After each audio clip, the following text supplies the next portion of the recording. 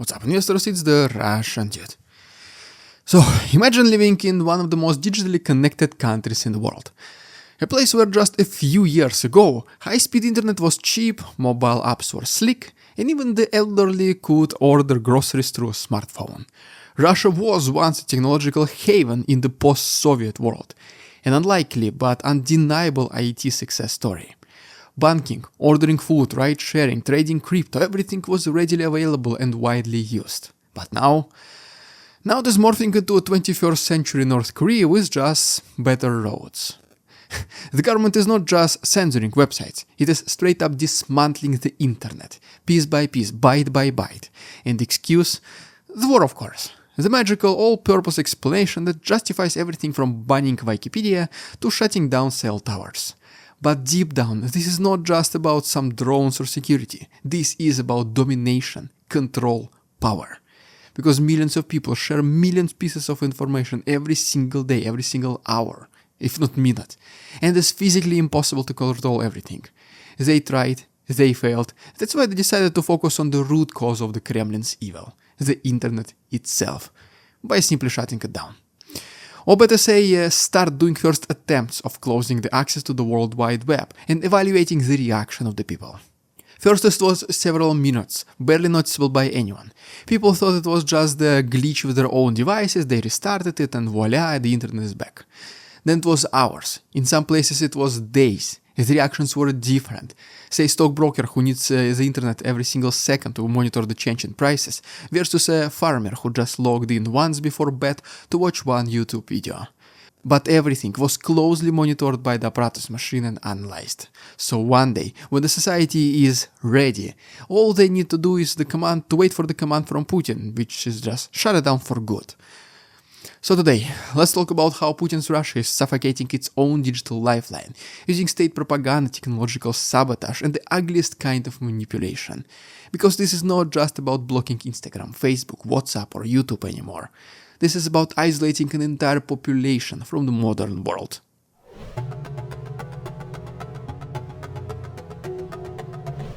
Let's begin with the absurdity that kicked off the latest round of digital sabotage.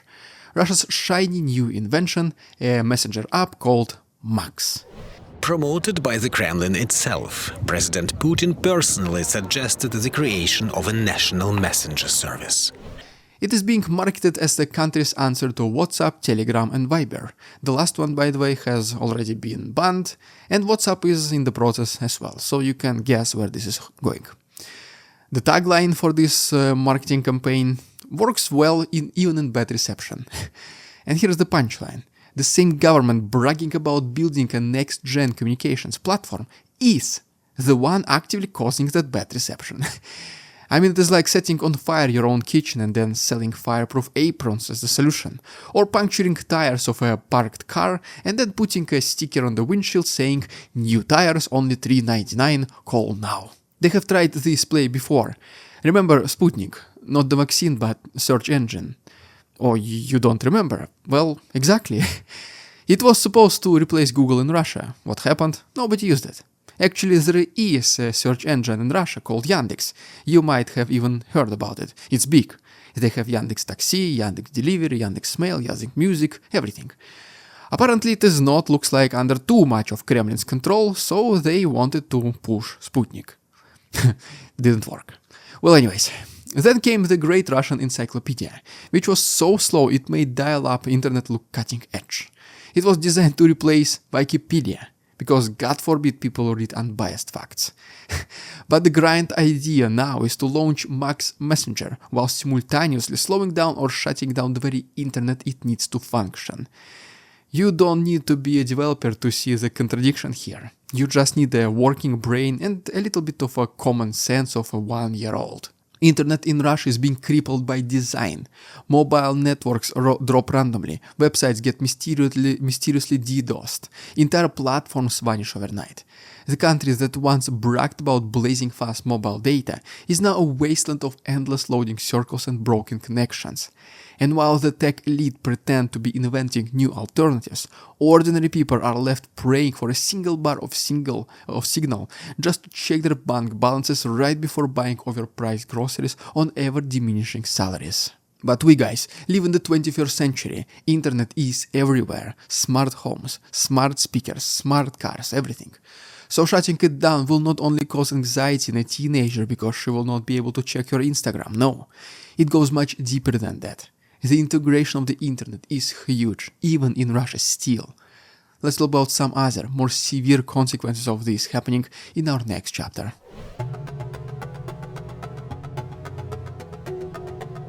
Let me now tell you a story out of St. Petersburg, where a woman was driving a car she rented through Russia's largest car-sharing app. Everything was fine, until her vehicle just stopped working. Mid-drive, like just on the highway. No acceleration, steering and brakes still worked, thank God, though no hydraulic assisted the process, so braking and turning was exponentially harder. If you drove old cars, like really old, you know what I'm talking about, right? Or Ladas. But anyway, she managed to pull over on a deserted road. Customer support finally got back to her after 15 minutes and casually informed that it was just due to jammers. Let that sink in. Government-grade jamming technology used for military countermeasures is now casually frying civilian satellite connections. Just why not? So what, people gonna complain or what? The car just shut off because it couldn't pin GPS. And imagine if it had happened during rush hour, well, she might not even live long enough to even file a complaint. Another man shared a similar fate. He could not lock or park the vehicle for 30 minutes. The app was frozen. Support told him to just keep driving in circles until it magically fixed itself. He ended up with an overcharge of 600 rubles and zero apologies. The internet is so unreliable that car-sharing services are literally becoming death traps. Who's to blame? According to the comments, it's not the app companies using international GPS tech. It's the government creating these black zones of connectivity because of, as they claim it, national security. You'll find dozens of these stories online. GPS thinks you're in Siberia when actually you're in downtown Moscow. Cars stop, phones freeze, even medical emergencies become impossible to report. In Voronezh, then another example, one woman nearly died of an allergic reaction because her phone could not call an ambulance. Another saw her apartment block catch on fire and only one neighbor had a faint signal to even reach the firefighters. This is not infrastructure failure, it is state's policy, at least new one. And it's not just hurting convenience, it is actually, literally, physically killing people. But when has ever Putin cared about ordinary folk misfortune? Never, exactly. So will this be a major decisive factor whenever they decide to roll nationwide blackout or not? Honestly, I highly doubt it. So, what can be then one of the main reasons to disconnect Russia from the internet that from at least Putin's perspective makes sense? Let's talk about this in our next chapter.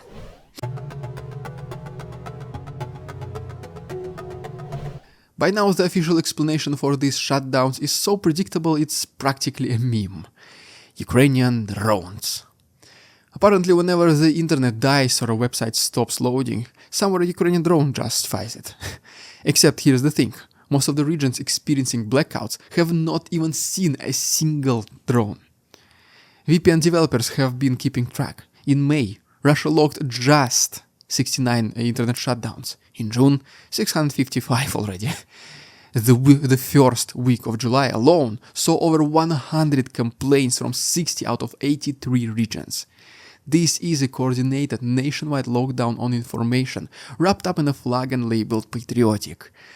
But let's be honest, none of this has to do with drones. Drones don't jam every phone signal in Moscow. Drones don't shut down federal tax websites. Drones don't make it impossible to play a video game or upload your homework. The Kremlin is testing censorship tools. Full stop. They are using the war as a smokescreen to roll out surveillance and information control tech.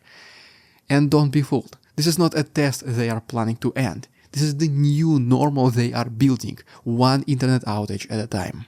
And now here is the kicker. Even pro-war Russians are getting fed up.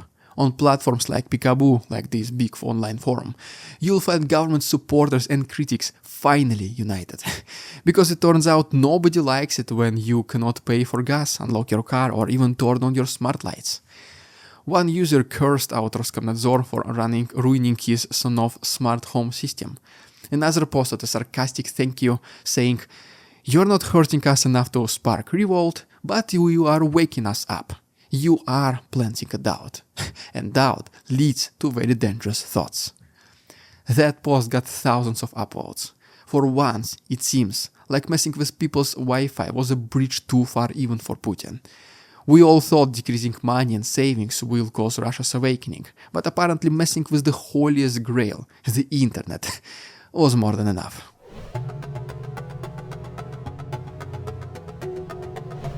If this all feels a little bit familiar, especially if you know a lot of history from Soviet Union, it should. Historian Alexander Shubin once explained the downfall of the Soviet Union with the story about a cake. Back in Stalin's time, people were grateful just to survive. Bread soup was a blessing. But as the country urbanized, expectations rose. And by the late USSR, the average citizen did not want caviar or champagne. They just wanted simple cake. Regular, boring, beige-colored cake. But getting a cake meant standing in line for hours or knowing someone in the bakery. And people started to ask, how is it possible that in a global superpower, as they claim on TV, I cannot get a cake for my kid's birthday without a scavenger hunt? Fast forward to 2025 and we are just back at square one. Except this time it's not that the systems cannot provide services. It is that it's actively taking them away. Russians used to have some of the best internet on earth. Fast, affordable, relatively reliable, functional. But Putin's regime decided to destroy it anyway. Why?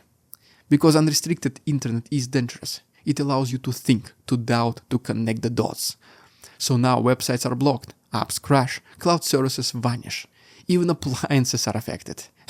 You might be washing some stuff and the washing machine might stop mid-cycle because Kremlin genius banned Cloudflare. Airports are shut down, domestic flights cancelled. In Bryansk, for example, the airport has not operated since early 2022. But their website is still being updated daily, almost, and is still proudly advertising army contracts and the 80th anniversary of the Second World War battle. You could not book a flight if your life depended on it, but well, you just can sign up to die in Ukraine instead. Why not? That's true Russian-style marketing. The digital decline reflects a broader truth. This regime does not care about your opportunities. It's not here to help you live better, it's here to keep you obedient. And if that means breaking everything that made life tolerable, so be it. See if Putin cares.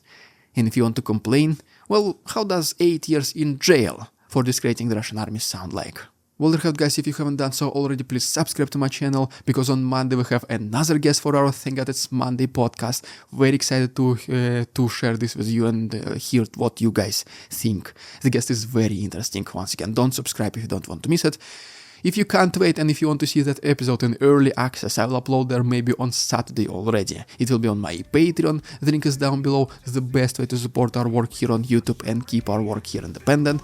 Thanks so much for watching, see you tomorrow. We won't succumb to their tricks, the facade they try to sell. Their twisted words and feeble claims are all they cannot quell. We see through their lies, their feeble attempts to sway. We do not believe in ridiculous Russian propaganda.